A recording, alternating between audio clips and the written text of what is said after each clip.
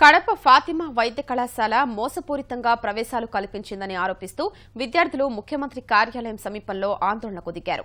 గత ఏడాది 100 మంది విద్యార్థులు ఫాతిమా వైద్య కళాశాలలో ఎంబీబీఎస్ కోర్సులో చేరారు. 2015-16 విద్యా సంవత్సరానికి సంబంధించి ఆ కళాశాలకు ఎంసీఐ అనుమతి లేదు. న్యాయస్థానాలు ఎంసీఐ ఆదేశాల ఆధారంగా ఆ విద్యా సంవత్సరం ప్రవేశాల్ని రద్దు చేస్తున్నట్లు యాజమాన్యం ఇటీవలే ప్రకటించింది. తమకు న్యాయం చేయాలంటూ విద్యార్థులు కొంతకాలంగా ఆందోళన చేస్తున్నారు. మంత్రి కామినేని శ్రీనివాస్ ఆందోళన జరుగుతున్న ప్రాంతానికొచ్చి ఈ అంశంపై గురువారం చర్చిద్దామని విద్యార్థులకు హామీ ఇచ్చారు. ప్రొవిజనల్ అడ్మిషన్స్ అని చెప్పి క్యాన్సిల్ చేసింది. అసలు ప్రొవిజనల్ అడ్మిషన్స్ అని మాకు ఎవ్వరికీ తెలియదు.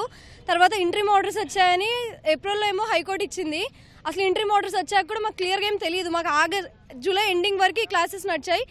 ఆగస్ట్ 8 ఎగ్జామ్స్ అయ్యే ముందు రోజు వరకు మేము హాస్టల్లోనే ఉండి చదువుకుంటున్నాము. లక్షలు పే చేసి మేము ఈ టైంలో ఇప్పుడు రోడ్ మీద డిగ్రీ చేసుకోవాలంటే వాట్ ఈస్ అవర్ ఫేట్ అండి? అసలు ఎలా చేస్తాం అనుకుంటున్నారు? ఎంబీబీఎస్ అని అంతమందికి చెప్పుకుని ఉంటాం మేము. యాక్చువల్లీ 8 to 10 months క్లాసెస్ జరిగాయి. మాకు యాక్చువల్లీ క్యాన్సిల్ చేస్తే ఫస్టే క్యాన్సిల్ చేయాలి. మాకు న్యాయం చేయండి. టెంపరీ అడ్మిషన్ అని ఎవరు జాయిన్ అవుతారండి? టెంపరీ అడ్మిషన్ అని మాకు ఎవ్వరికీ తెలియదు. వేరే కోర్సెస్ అన్నీ వదులుకొని మేము ఈ కోర్సులోకి వచ్చి జాయిన్ అయ్యాము. చిన్నప్పటి నుంచి నా డ్రీమ్ అండి ఎంబీబీఎస్ అవ్వాలని. మాకు ఇప్పుడు వేరే కోర్స్ అన్ని బీడీఎస్ వచ్చింది, అగ్రికల్చర్ వచ్చింది. మేము అవన్నీ వదిలేసుకొని ఎంబీబీఎస్లో జాయిన్ అయ్యాము. కాలేజ్ తప్పని చెప్పి మా మీద ఇలా చేయటము కరెక్ట్ కాదు. జూనియర్స్ బ్యాచ్ రన్ అవుతుంది, మా సీనియర్స్ బ్యాచ్ రన్ అవుతుంది.